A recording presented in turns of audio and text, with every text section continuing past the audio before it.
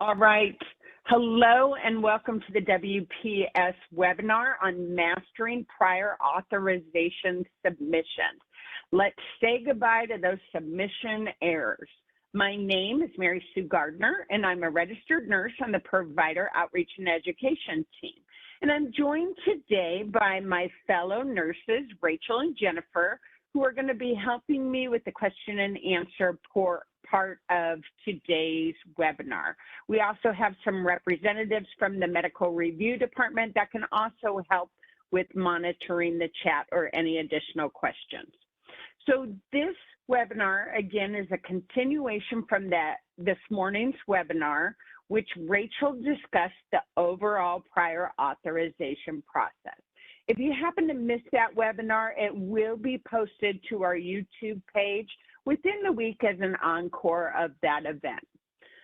So this afternoon, we want to take some time to talk about submission errors, what causes prior authorization requests to be non-affirmed, and help you, get through the process. So on your screen is a disclaimer. We show this at every event, and this disclaimer basically says we prepared all this information using the most current laws, rules, and regulations. But it's your responsibility as a provider to make sure that if those laws, rules, and regulations change tomorrow, that you're following what those rules say for your date of service. Also, CMS prohibits recording the presentation for profit-making purposes. So we ask that you please don't screen record or take screenshots or record the session. We are recording it for you, and we will be posting it as an encore onto our YouTube page, pending, the video audio quality. On your screen is also a list of acronyms that I may or may not use during this presentation. So if I say an acronym and you just don't know what it means, go ahead and refer back to this slide. And it's included in your slide deck as well.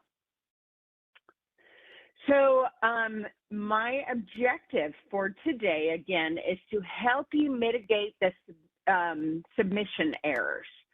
This is going to empower you with the knowledge and the strategies that you need for seamless process improvement and overall patient care.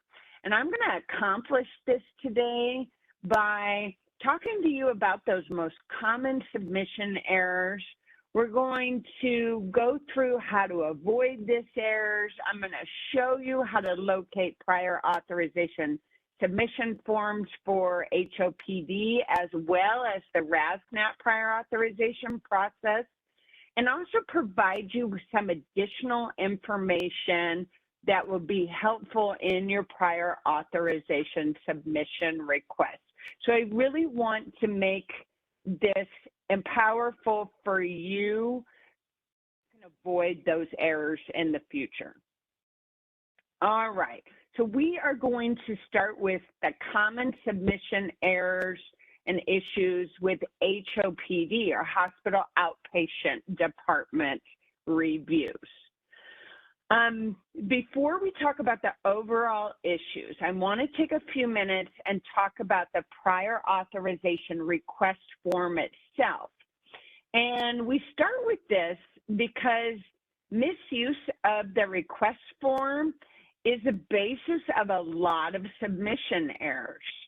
So let's first discuss locating this form, and then I'm going to incorporate the next couple slides that are listed into the slide deck into one conversation while we're looking at the actual form. So again, on the screen, as well as in your slide deck, is a link that's going to take you to the page on our website where this form is. Now I'm going to go ahead and click on this. And it's going to take me to the actual page where this form is. But before we just go right into it, I want to, discuss a few things about this. The link that's on the screen automatically defaults to the J5 Part B. or J5 Part A, sorry. So I had my site open to J5 Part B prior to this. Anyway, so it's going to automatically default there. You want to make sure that you are choosing your correct jurisdiction. So if you are in Nebraska, Iowa, Kansas, Missouri, or any of our Part A J5 national states, you want to make sure you choose J5. If you are in the J8 states of Indiana and Michigan, you want to make sure you choose this. And the reason that that's important is because addresses, fax numbers, etc., are different. So again, mine just automatically defaulted there. The other thing I'm going to show you really quick is if you just go to WPSGHA.com and you go to forms, you can go straight to the prior authorization request form from this location as well. And again, if I go back under the quick links, there is a section for forms. I scroll down to prior authorization and I click on the hospital outpatient department prior authorization request form. Now, you can click on this and download it, but I'm just going to open this in a new link for our training purposes today. All right. So on your screen is a copy of our prior authorization request form. The first thing I need to stress is the importance of completing this form in its entirety. Remember, if you're a physician's office and you are submitting a prior authorization request on behalf of the facility, you must complete all the facility information that's listed on the screen. That includes the PTAN, the NPI, name, address, and phone numbers, as well as what codes that facility is planning to bill for the procedure. So you must include the code modifiers that the facility is planning to use, the units of service that they're going to submit, etc. We're going to go back to those items in a little bit, but just for now, one of the biggest issues that we see on the request form is it's not completed in its entirety. So if you're following along with the slide deck, I'm going to move on through the next couple of slides, but just staying on the form. So on the slide deck, you would be on the mark the correct service. Let me make this a little bit bigger so it's easier for you to see on your screen. Hopefully that is visible. So you can see here on the top of the form, you have the opportunity to select the various different types of service that are part of the hospital outpatient department prior authorization process. So you have to select one of these. Don't leave the service unchecked, and don't just write in a service. If we go back to that prior authorization overview page under medical review, and I'm going to select that from here, you're going to see that the services that need prior authorization request from the hospital are the ones that are listed here. Not listed here, and the code you're planning on using for that type of service is not here, it does not require a prior authorization request to be submitted. So make sure you're only using those that are part of the prior authorization process. So if that procedure code is listed, and I'll go here, like under a rhinoplasty, let's say for instance, you're going to perform a septoplasty, which actually falls under the 30520, reshaping of the nasal cartilage. You wouldn't just write in septoplasty here, you would click on the rhinoplasty right here, because later you're going to tell us what CPT code you're going to bill that under.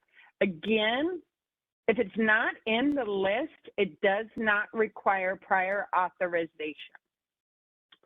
So as I move down in the form, and I'm just going to cover some of these, even though they're not big submission errors. But real quickly, the type of prior authorization request, if this is the first time you're requesting, or if it's a resubmission. If it's a resubmission because you did not get an affirmed decision on your initial request, you would also give us the UTN number of that initial request that you made. If you were checking expedited, you can only, or you should only submit an expedited request if the delay in the review process of up to 10 days, which we currently have to complete this review, if delaying that would seriously jeopardize the life or health of your beneficiary. So don't select expedited because scheduling reasons, because vacation or holiday, or we just plain forgot to submit it and the patient's on the schedule. Those are not reasons to submit an expedited request. All right. I made mention when we opened this form that all the components need to be complete and must be entered on this form. And I also made mention of how a physician's office could request on behalf of the facility, but they must include all the facility information in this section. So you'll see that necessary info that's included down here. It is actually burden of responsibility to submit this falls on the facility. The prior authorization process is to get an affirmed provisional affirmation for the facility to perform and bill the service. This process is not for the physician to do the surgery. This process is for that procedure to be done in the facility and billed by the facility on a Part A type of bill.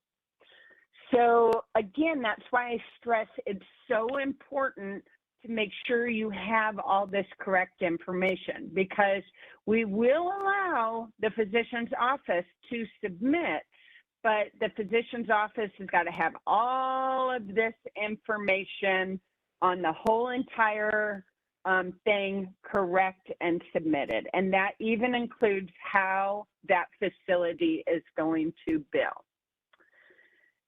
So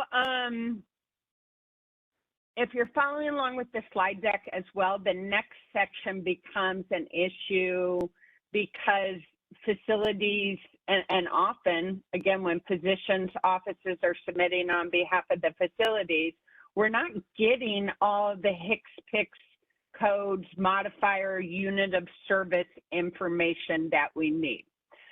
So I'm going to go back to our website.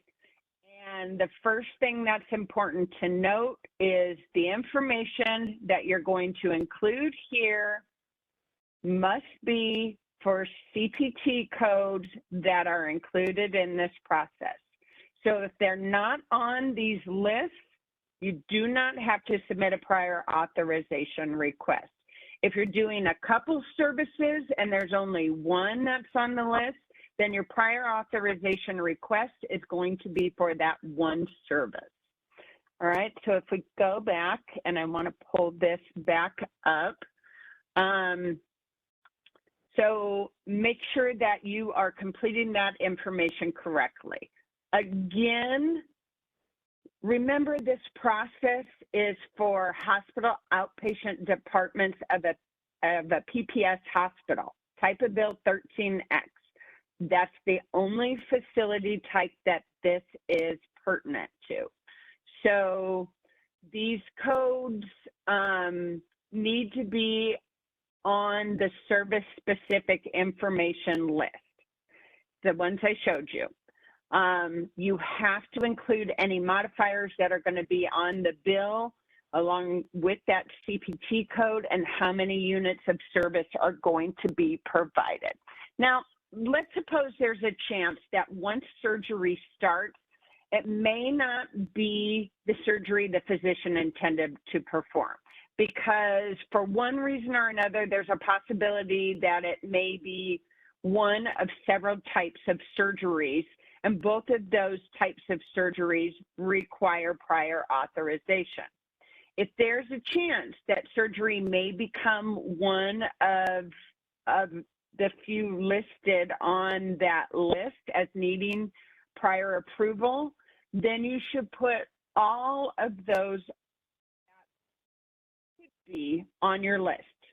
Now, it doesn't mean you go back here and if you're going to do vein ablation, you just grab all of these CPT codes and smack them onto here. No, that's not what I'm saying. I'm saying if there's a chance that it's one or another, you want to request both of those or maybe three of those. And let us make a review decision based on that. Your physician's documentation is going to support, you know, what they're doing.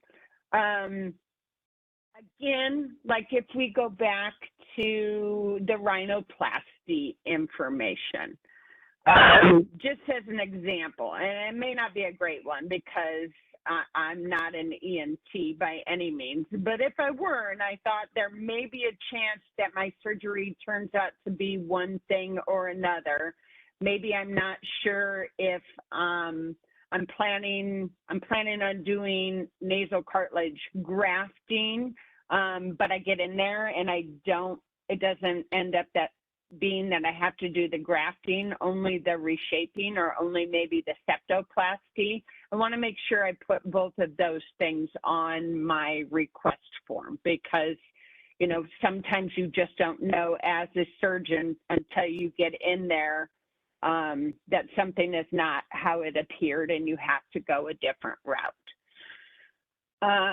Again, so throw anything on the list.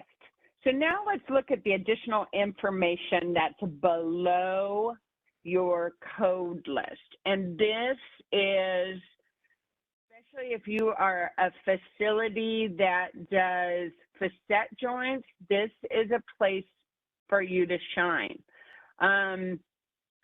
We don't want you to fill this up with any possible codes that may come up. That's why you should use this information.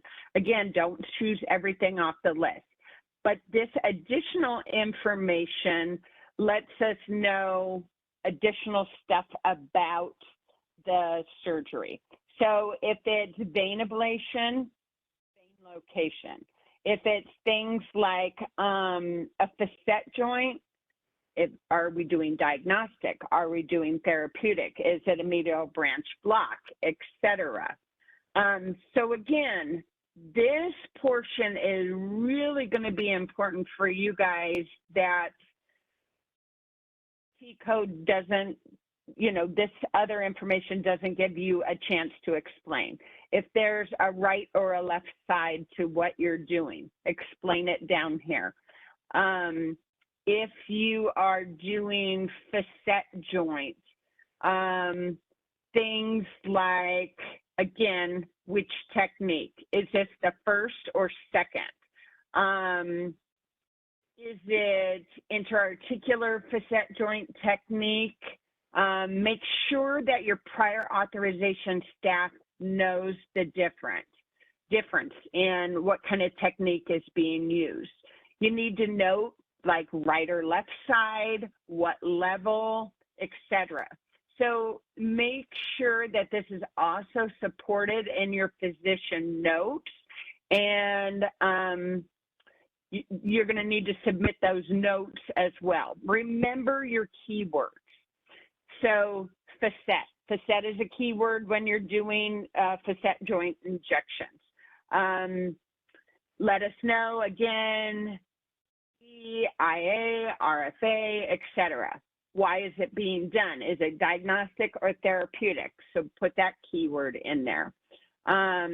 If there's a reason why the RFA could not be done, put that information in there. What number is this?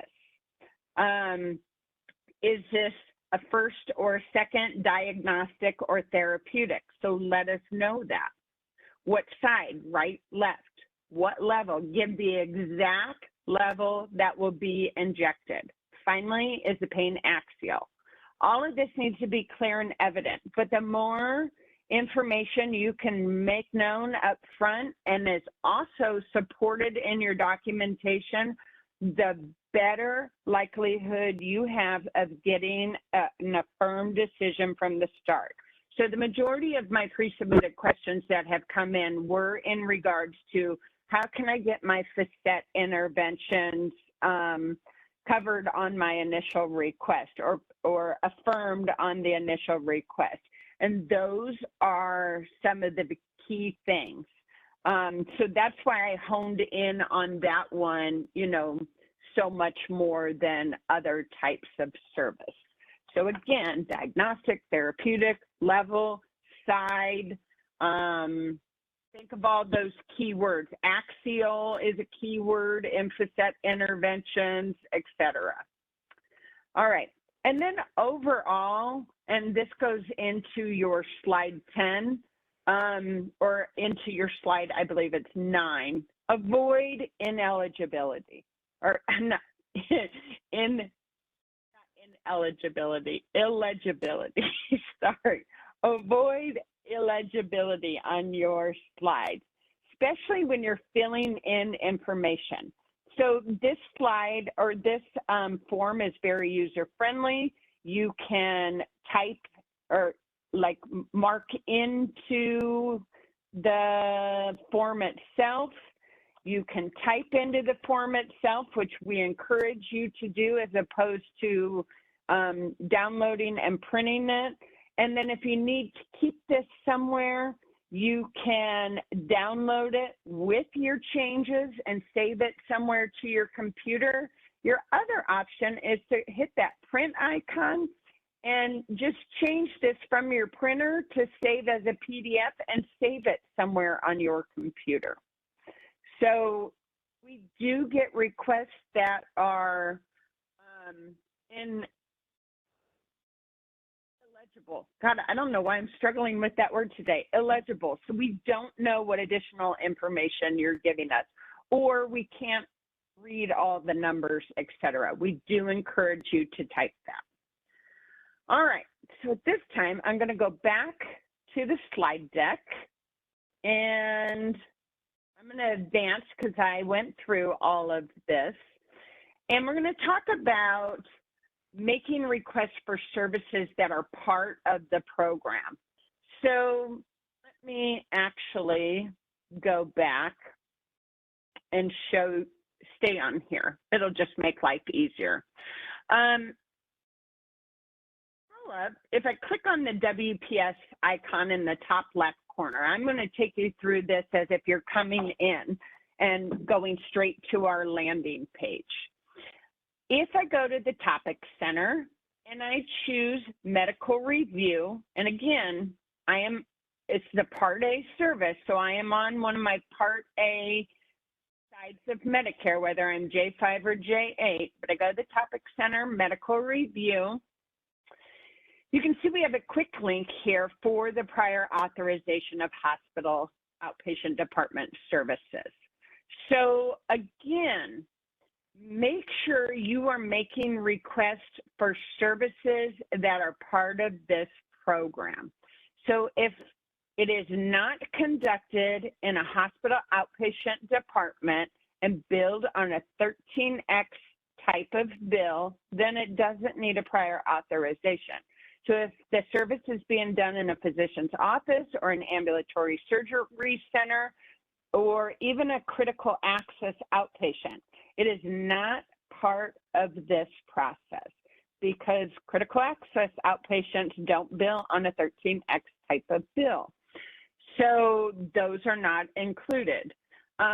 Please don't submit requests for a service, even if it is on this list, but it's not going to be performed in this type of bill. It's not going to be performed in the hospital outpatient department. It's a waste of your time, and it's a waste of our time. We want to dedicate our medical review staff to reviews that need to be done. Those are not reviews that need to be done, and sometimes by the time they get through looking at some of the documentation and they've wasted an hour's worth of time only to discover, oh, this is for an ambulatory surgery center. We didn't even need this. And then they need to discard or reject the review request. So again, a waste of your time and a waste of our time. So please don't submit those that don't need to be submitted. I can't stress that enough. All right, so submit those requests for these codes that fall under these types of service. If you don't find it here, it does not need to be included, okay? If you're doing multiple procedures and one is on this list and one is not on this list, you send your request for the one that is on the list as well as the documentation to support that. We're going to see through your documentation that you are planning an additional procedure during the same time that is not on this list. That should be included as part of that, as part of your documentation. It should be evident in your documentation, but it doesn't need to be on your request. All right, so let me jump back to the slides here. And then we're just going to go through a few other submission errors for HOPD services. So when you're submitting requests that include multiple dates of service, be sure to submit each request with its own anticipated dates. It helps to use phrases like anticipated service date 1, anticipated service date 2, or day 1 or day 2 for those, that are going to be multiple. If you're submitting via the portal, include only the portal request, this information on the portal request form, not on additional documentation. So this ensures requests do not get combined into one UTN. And remember, if you are a physician's office and you are going to submit on behalf of a facility, you cannot submit through the portal. Since this process is specific to the facility that the procedure is going to be performed in and billed through, only the facilities have access to bill through or to make those requests through the portal. The physician's office cannot make a request through the portal unless, of course, someone from the physician's office can access, they've been granted access through, for the facility through their portal administrator. We don't do that. We don't allow for that, but their portal administrator might grant access. But that's not a WPS thing. That's between your facility and your physician. Again, I stress this enough. Make sure you're only doing it for 13X type of bills. This is a huge issue. We don't need them. You don't need to waste the time if it's an ASC or if it's in an office setting. So again, I've showed you this section. Please just go out and review prior to submission. And then another huge issue in the HOPD services is lack of communication between that physician office and the Part A facility. So again, the responsibility of the prior authorization submission is on the facility. It's your burden. The prior authorization is not an authorization for that physician to perform the procedure. but instead it's an authorization of the procedure to be performed in the facility and for the facility to bill it. So if a prior authorization is not submitted, we are not going to pay the hospital. The physician bill may initially pay, but when the facility doesn't get paid, when the facility then drops their bill and they don't get paid, we will go back and recoup the payment that was made to the physician. It is of utmost importance that you guys have good communication between the physician office and the facility. There's info that is needed. There are time frames that need to be adhered to as well. So make sure you develop some sort of good internal process to share this information. As I mentioned earlier, the physician office can submit on behalf of the facility, but all that info needs to be completed, and that can only come in via hard copy or fax.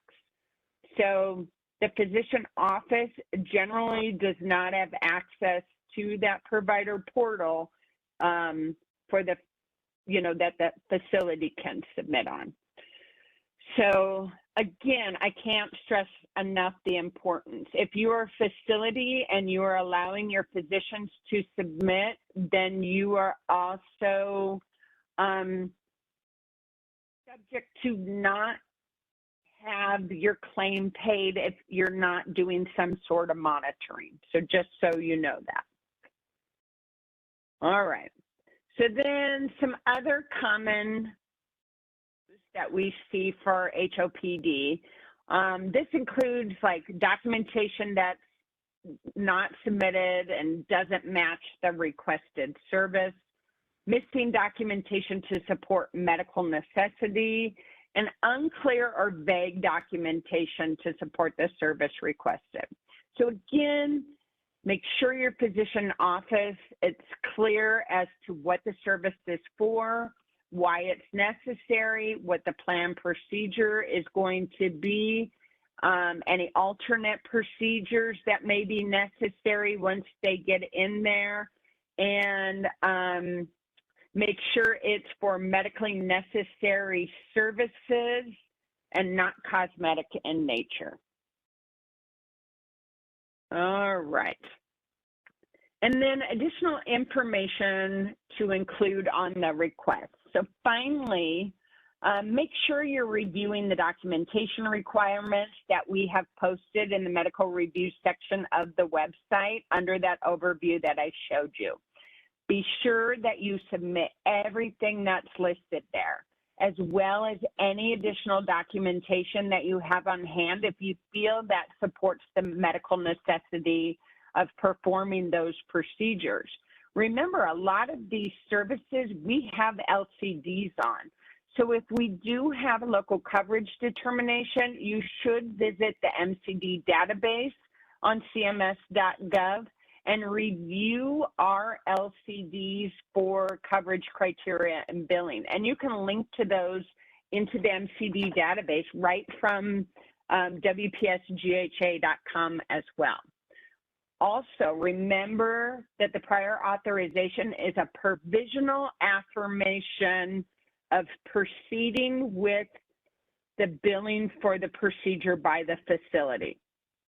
If you submitted a prior authorization request initially and did not get an affirmed decision, so you gather more documentation and you're submitting the request again, make sure you include that unique tracking number for the previous non-affirmed decision. That way we can keep it all together and proceed with the review for the provisional affirmation under that UTN. If for some reason UTN had to change because of maybe release of protected health information, et cetera, make sure you also include information about that change as well. All right.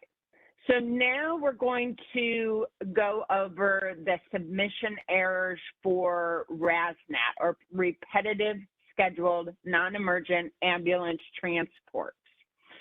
So like we did for the HOPD form, we're going to look at the RSNAT form as well.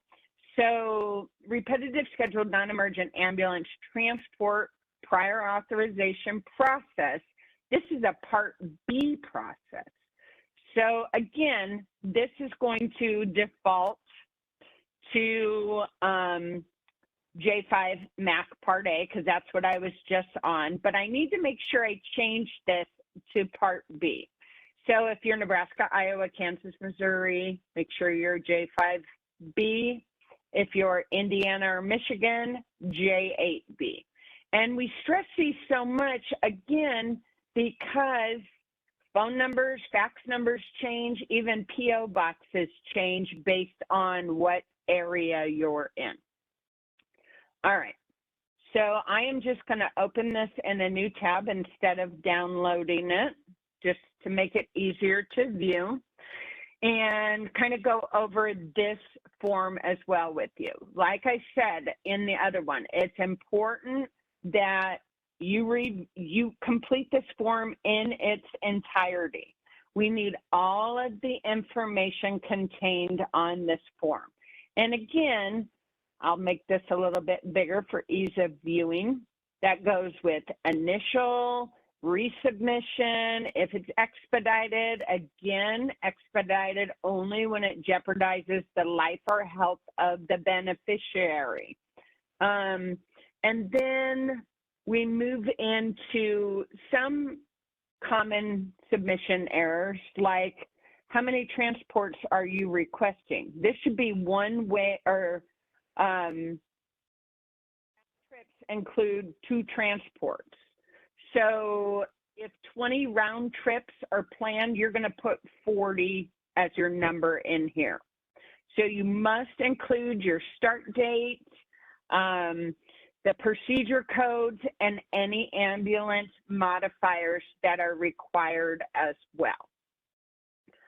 It's of utmost importance for the prior authorization request that your physician has and made a physician certification for this patient, supporting the need for these repetitive scheduled non-emergent ambulance trips. So we're going to go into the physician certification statement in a little bit, but make sure your physician certification information down here matches who provided you the physician certification statement. Other things, and I'll just go back to the slide real quick, and we're going to go back and forth like we did with HOPD services. This is for Part B independent ambulance suppliers that are not institutionally based. They bill on a Medicare Part B claim using a CMS 1500 form or electronic equivalent. So if you are facility-based hospital supplier, this prior authorization process does not apply to you. So one of our first issues is that we get requests that are not for the right people that should be billing. We get those facility-based, and it should be for the independent ambulance suppliers that are not institutionally based. As we move on, not including the physician certification statement. Now, this is where we'll go back to the website, and I want to show you a lot of information that's going to help you. So, let me go back here. And I am just going to do a search real quick. Physician certification. Oops, if I could spell right. And it would help if I put my fingers on the right buttons. Physician certification statement.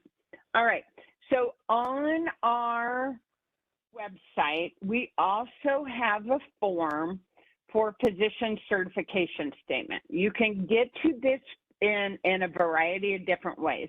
I'm a searcher, so I tend to just type what I need in the search bar. But if you go, and again, you have to be on the J5 or the B side, and you go into forms, this is actually one of our documentation forms, and you can find it under the physician certification statement here.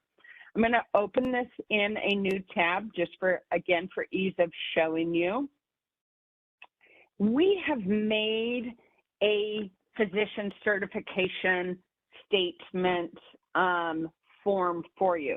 This is not a required form, but we made this up in the hopes that for our providers that do provide this service, they would use this or something similar to this.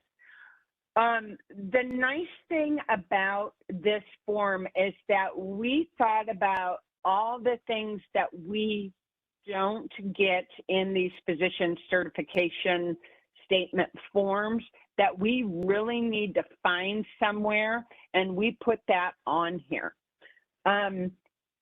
Most of it is the whys. The why does this person need to go by ambulance? Why is transportation by any other means contraindicated? So if you use this form, if you have your physicians fill this out, it really answers the why. Why is only, you know, like a paramedic staff necessary for this patient to transfer? What do they need to do on the way to and from that transport? Is there special handlings? Is there a reason that a person can't sit? Are there things that need to be monitored or medications that need to be provided? Are they on a ventilator? What do they need to do? So this is the direction by the physician to that ambulance staff on this person is not safe by any other means because of these reasons, and this is what I, as their physician, want you to watch or monitor or administer, etc., while that person is in transport. Again, it's not required, but I did work with Medical Review. They initially started this. We had several people involved, and we tried to make this a form that was good for you as our provider. And we really feel that use of this form really helps to get those provisional affirmations done and affirmed on the first request. So if you are not using this, I encourage you to download it, take a look, create your own form if you want, and submit something like this that includes all of this different information to your providers to complete for the prior authorization or for the physician certification. All right. So as we move on, now additional information to include in your request for RSNAT services: office notes, treatment center notes, any documentation that supports the continued medical need for transport via ambulance. Again, as we think of that physician certification statement and some of those pieces of the information that were on there, those should also be part of what the physician is seeing, observing, noting, and their documentation as well. So it only behooves you to submit that with your initial request. All right, and then that takes us to just some additional resources we have on both services. So I know some of you are here because you do RSNAT services, and some of you are here because you do HOPD services. Either way is both part of the prior authorization process, and we see issues with both, and that's what we're here to do, is to help you squash those issues and make sure you are submitting good initial request. So at this time, we're going to go to questions and answers. And my associate Rachel is on, and I'm going to ask Rachel if we've had any questions that have come in that they have not yet answered in the chat. No, nothing in our chat so far.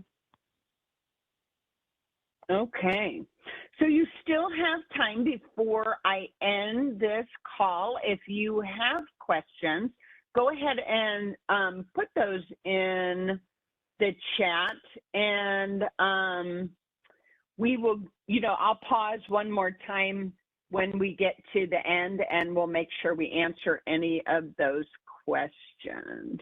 And actually, well, I see. Sorry, actually, we do, and I thought I answered this, but maybe the attendee didn't see my answer. So I'll ask it for the group. Did you say that if the hospital is a critical access facility, that it will not require a prior auth if they do not bill on the 13X type of bill? Yes, that is correct. Generally, I think the critical access outpatient is an 85X type of bill. Don't hold me to that because I am not a biller by any means. But if the billing is not part of a PPS hospital, 13X type of bill, then it does not need a request for prior authorization. And then there was, I do see a question came in, for example, of blepharoplasty. And if that is still part of, Felicia, if that's still part of your initial question, the blepharoplasty not being included in the critical access, I'm not really sure what you're asking there. But if you want to type in the clarifying question, then we can, again, stop towards the end and readdress that. So before we close, let's go back and see those questions. I want to go back to the one on the blepharoplasty. The hospital that performs blepharoplasty is considered a critical access hospital and does not bill on a 13X bill. So you are correct, it will not require prior authorization because it is not a hospital outpatient department of a PPS hospital on a 13X type of bill, so you do not need to submit that request. You can use your time elsewhere in caring for your patient. And then Jenny said for, if we do not do for